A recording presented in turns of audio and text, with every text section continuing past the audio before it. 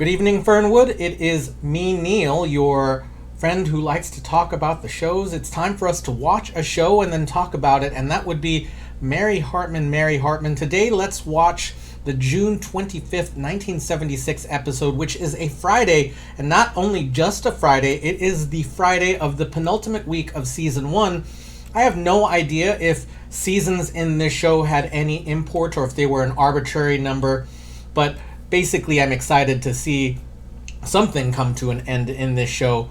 Of course, we'll be going right into season 2, which I think is literally just the next week.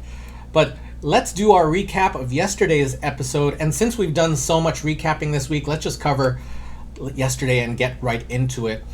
Yesterday, we started right on the tail end of the previous episode where Mary, who was stressed out by being on a documentary shoot for the contest about being the most consumer housewife, kicks Tom out. Tom heads right over to the McCulloughs where he had been staying previously, and Betty McCullough offers him some solace perhaps, and also the laundry that she had done for him while he was staying there. Tom is okay that Ed and Howard are gay men. In fact, he really appreciates that Ed offered a space to Tom when Tom was in need. Of course, that might be complicated because Betty suggests that Howard and Mary might have a thing going. Since Betty asked Mary to sleep with Howard, that might be really all that's going on, but that may have set Tom off. Speaking of getting set off, Martha next door is trying to get in touch with her Native American roots. Her birth father is a Choctaw Indian named Billy 12trees. She finds out about her birth mother, who she never knew apparently because she was adopted as a child. Then Mary comes over because she is feeling horrible about having kicked out Tom. Billy 12trees, a recovering alcoholic, says, "You did the right thing, Mary," but Mary is very doubtful about that. Finally, we end up at the motel where Jimmy Joe Jeters and Merle Jeters share a meal of fast food. Merle seems to think that once things go off in Chicago, that they'll be able to afford plenty of great meals. Loretta comes over for a specific message, and that is to say that she is not going to come on tour with them or to perform with them in Chicago because she wants to be closer to Charlie, and that is a relationship that is important to her. At least she couches it in needing to cleave to her husband, as the Bible would tell her. Of course, Jimmy Joe seems very fond of Loretta and maybe feels a little bit sad that she won't be coming along, but as soon as Loretta leaves, Merle makes a solemn vow to Jimmy Joe that Loretta will not only be Jimmy Joe's mother, but also Merle's wife. I think we've got a lot there. There are a few plot lines we haven't looked at, but if they come up, we'll address them if I can remember them. All right, let's do this.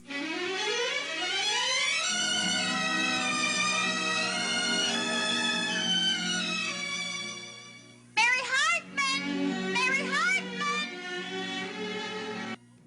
And finishing up with the local items, two ladies in the news. Ex-Fernwood waitress Hazel Lafferty has saved more than tips in her 30-some-odd years at the Fernwood Diner.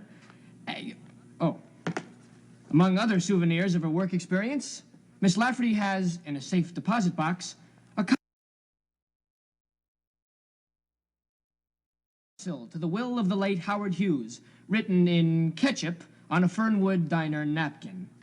The codicil is purported to leave Miss Lafferty $300,011.04 for fast and efficient service while the bashful billionaire was en route to Washington to discuss defense contracts in 1949.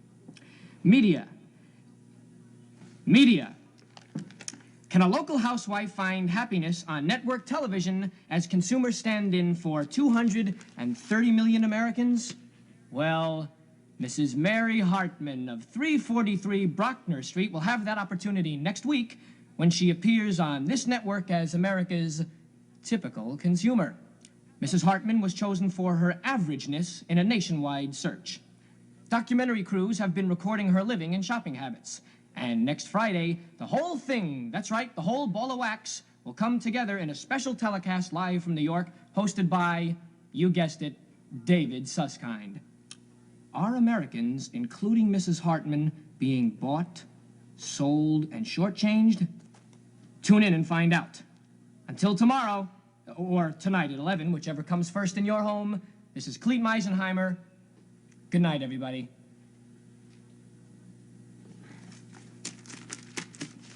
Hi. Hi. Mwah. You ready for dinner? You forgot. What, that I'm hungry? No, that I have my first instruction with Father DeMarco tonight. Oh. Well, how long will it take? Oh, about an hour or so. About an hour, huh? Well, how about afterwards if I take you out for the thickest steak in Fernwood? Oh, well, that is if my conversion doesn't make me lose my appetite. I see. Well, I'll miss you. I'll miss you, too. And I'll miss running my fingers through your hair. Yeah. You know, this hair almost got me a shampoo commercial once. Really? Oh, yeah, but they cast some blonde surfer type instead. Oh. Hey, can I go with you? Now, you know religion isn't supposed to be sexy. Do I, make you feel that way? Only when I'm not hungry. Well, in that case, make it the thickest steak in Ohio. And you say hi to Frank for me, okay? I will. Good. You know, if you're gonna be alone with a guy, I guess it's good that you're with a priest. Yeah, that way you won't be too jealous. Mwah. Didn't have time to change, huh? I know, I'm in a hurry, so I'll see you later, okay? Oh, okay.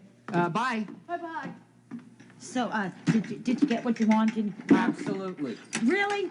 You're just saying that, right? You didn't really, did you? Mrs. Hartman, Yeah. you were perfect. Really? Because it felt hectic to me. See, I felt that I could have been a little more natural if everything around me hadn't been so unnatural. Do you know what I mean?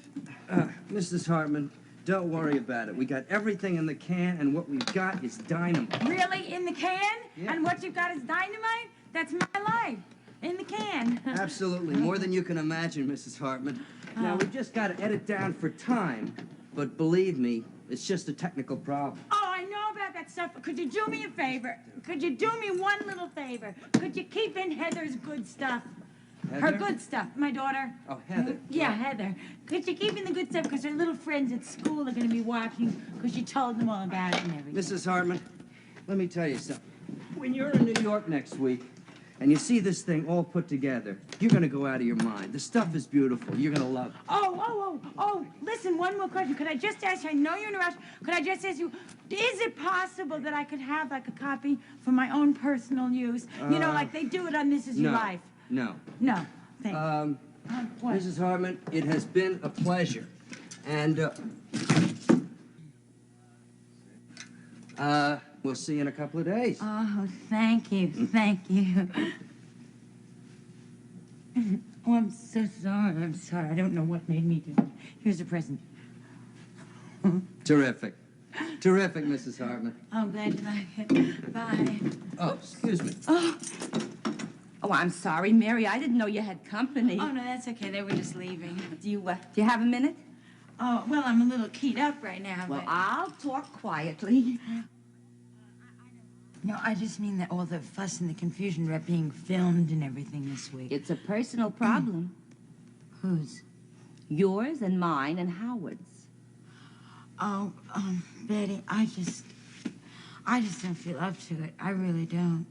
Well, of course you can do it because you made the right move. I did? Yes. Now, it isn't that I wish anything for the man but the very best. But your sending Tom away has opened doors for all of us. Mary, I am so glad you did the right thing. Really? It's impossible to coddle anyone who drinks. In fact, my first husband, Howard's father, had that problem. Really? I cried for 6 weeks straight. I coddled for years. It was really very hard on me and on Howard and on Bruce. I know. See, my first instinct was to coddle and to keep tabs on him. Very damaging. I know, and that's why I finally just asked him to leave because he has to work this out for himself. You couldn't be more right. I mean, they have to help themselves. Which brings me to Howard. Now, he has to be helped, too, but it's not something he can do for himself. I don't understand.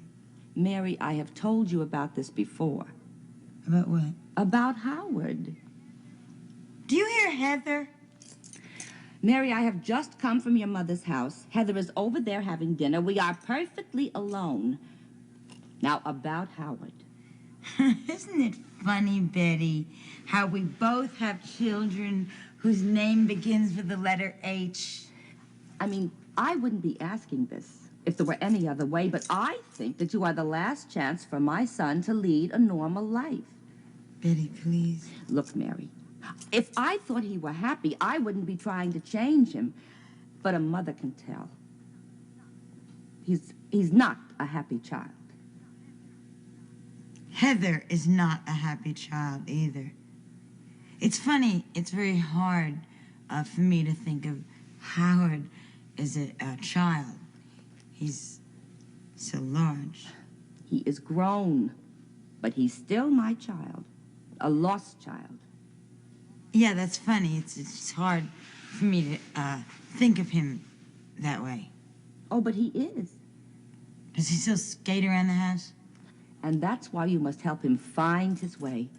Help him find out what he really is, because, well, I believe that he is a latent heterosexual crying to be free. You think he's latent? Well, of course. Well, surely you can see the feeling he has for you.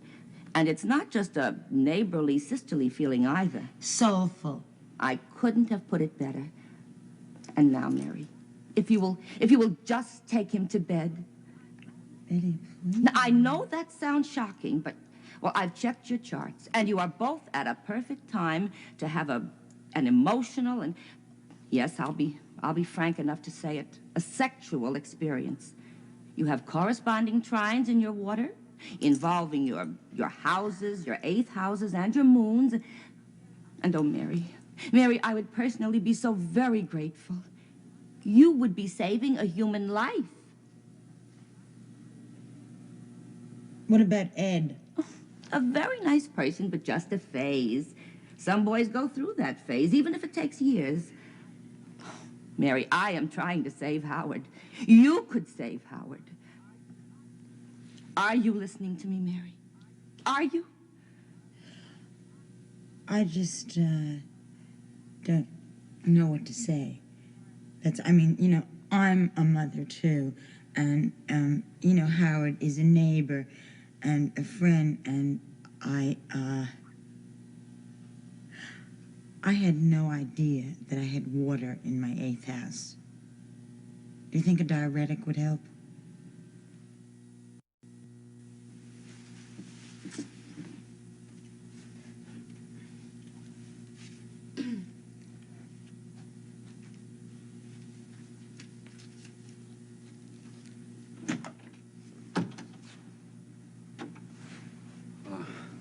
Hi. You're early. Oh, I know. I came right over from the studio.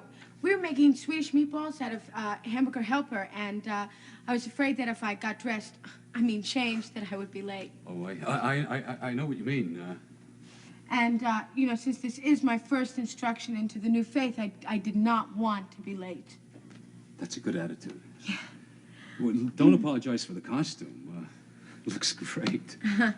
And, there was no traffic. I thought there was, but I bypassed it all. Would you like to sit down? Sit down. Yes. Why not? Sure, I would. Yes, I'd love to. You nervous? Nervous. Yes, a little. I mean, it's not every day that a person changes his faith to become a Catholic. Can I ask you why you're doing it? Doing what? Converting. Oh. I mean in your own words, without my prompting you or anything. Well, to fulfill an inner need, and because of Cleet. Cleet? I thought you'd ask about my inner need. Well, that too, but I didn't know that Cleet played such a big part. Oh, well, he doesn't play a big part. I mean, he plays a part, but the inner need is the big part. You want to tell me about it? Oh, well, you see, Cleet's a Catholic, and we figured that since we're going to have children and maybe get married in the church... No, that... I meant the inner need. Oh, yeah. Well, that's a little hard to put into words. It's very personal. And I know why you're asking. It's part of your job. Maybe, maybe you'd like to know about some of the books I'm going to give you to read. Yes, I will. Well, of course, there's the New Testament. Oh, I read that. Well, I mean, I'm familiar with it, sort of. Well, you can brush up. And then we have the new St. Joseph Sunday Missal. Now, this gives you the principal parts of the Mass, the Stations of the Cross, liturgical calendar, and many other important items in there. It's an awfully thick book. Well, you don't have to memorize it. Thank you. Oh, and the lives of the saints. Now, this is very inspirational. And then the Catholic Girls Manual. Right. Jesus, My Life. Mary, My Hope. Can Catholics Separate Church and State, Part 1. Can Catholics Separate Church and State, Part 2. This is an awful lot of reading. I mean, I haven't done this much reading since high school when I had to do book reports for English. Well, now, I don't want to frighten you. Oh, no, it's okay. You're not frightening me. It's just that becoming a Catholic is very serious to me. Conversion is a serious matter. Oh, I know that. I mean, I know that it's not just sprinkling holy water and learning the rosary. Oh, no, it's a lot more than that. Look, Kathy, if you're having second thoughts... Oh, no, I'm not. No, because if you are, I mean, I don't want to be discouraging you before you even start. You're not, honestly. Maybe you want more time to think about it. Oh, no, not unless you need more time to think about my lessons. Instruction. Whatever. I mean, if you have something else more important on your mind. To tell you the truth, I have been kind of busy. You have? Yes, but look, that's my problem. I mean, here I am. I'm supposed to be welcoming you to the faith, and I guess I'm not doing a very good job of it. I'm sorry. I'll have to do 20 Hail Marys for that. And for some other things that are a little more serious. I beg your pardon. Well, actually, I was going to tell you this after our first session, but I might as well tell you now. I'm not going to be able to conduct this personally, your instruction. I'm going to have to turn it over to Father O'Hurley. But why? Yes. In fact, I should really introduce the two of you right now. So, if you'll excuse me.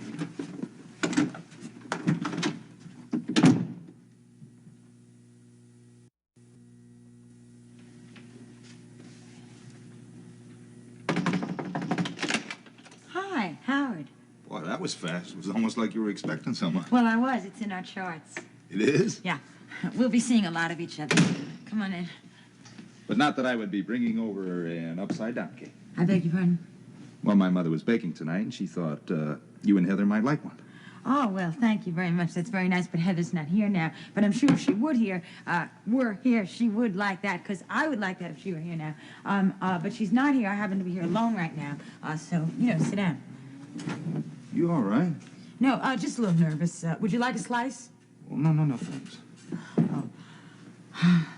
There wasn't anything else What do you mean, besides the cake? on your mind? Well, see how you are. Oh, so that's it? It was just the cake and to see how I are? I'm sorry. What are you getting at, Mary? Nothing. Absolutely nothing. I mean, I'm not getting at anything. Sure, edgy. Am I edgy? I'm not. I'm nervous. Say, look, you want me to go? Oh, no, please. I mean, if you're tense, I'll go. I know what it's like to... I am nervous. I'm not tense or edgy. Okay. You want some company? I'll Yes. stay. Why? Why what? Why would you stay? Look, Howard, before we make ourselves too comfortable here, maybe I should just go ahead and ask you a question, okay? Well, sure. Why are you so nice to me? You're nice to me. I like you. How much? Can I ask you why you're asking so many questions? No. Oh, of course. I can't. I mean, of course. Isn't that silly? I mean, the one thing a friend can ask another friend is questions. I mean, that's one of the rights of friendship. Well, why? Why what? Why? Am I nervous, you mean? No, why are you asking, Mary? Why am I asking? Well, it's just that you've never told me very much about yourself, and... Yeah, so? Well, so, I don't know much about it, or your problems, or how you deal with them, or, You're leading up to something, Mary. Well, what I'm trying to say is that,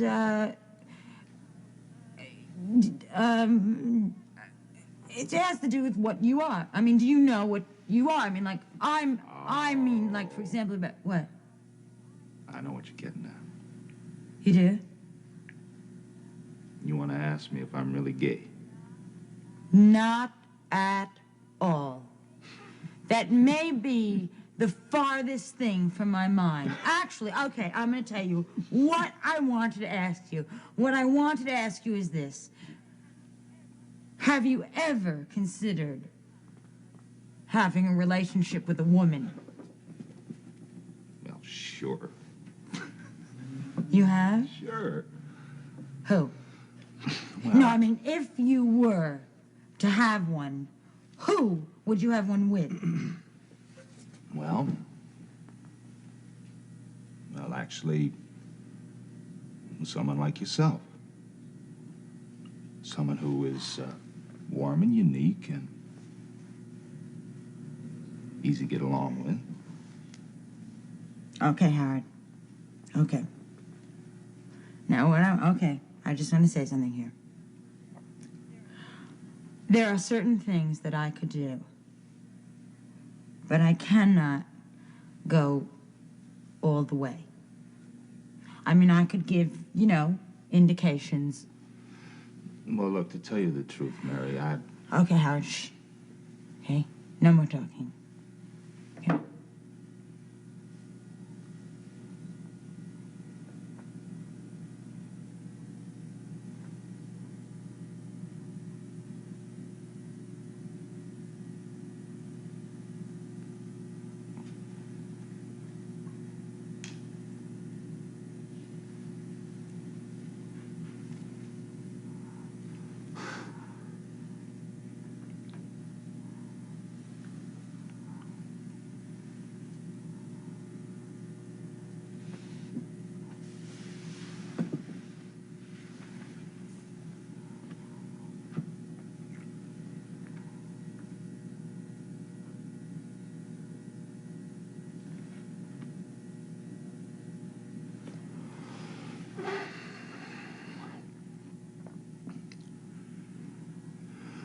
Oh, thank you, Mary.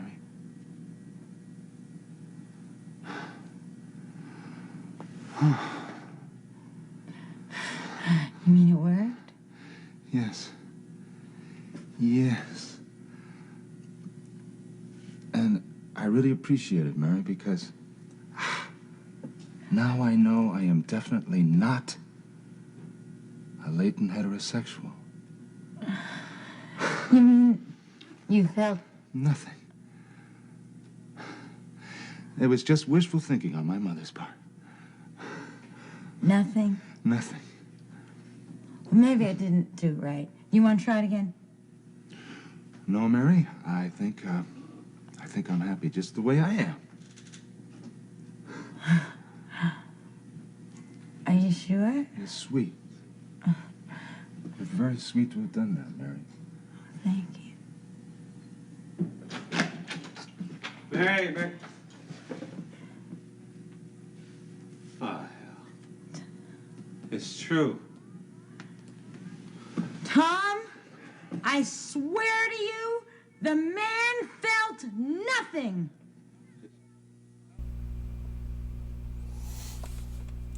I mean, I'm glad and stuff, but also, like, that's exactly what I was expecting to happen as the episode ended. Let us go back to the beginning with Cleet Meisenheimer not quite knowing which camera to look in. And I feel like that's maybe trolling the news stations of the day with their multiple camera shots. Not that we don't have multiple camera shots nowadays, and not that we don't do the look to the different camera thing now, but it certainly seemed to be playing with something. Of course, then Kathy shows up to have a little bit of lovey-dovey with Cleet as she heads off to convert to Catholicism. I forgot all about that, so that's me addressing that plot line. And then we cut right over to Mary, who is saying goodbye to the documentary crew who have really as far as I've seen, only covered chaos in Mary's home.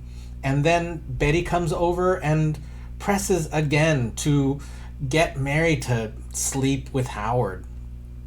And, I mean, I believe that the writers know what they are doing and that they don't espouse Betty's point of view. I still find it really uncomfortable to see a parent express that point of view, that, oh, this is just a phase, Ed is just a phase, and to really just discount a child's, their child's whole life is really pretty gross. I understand that the writers are doing that for a point, and I know clearly as the episode ends, it's very clear that Betty's completely wrong, but it's still really bothersome to me that it was just so normal.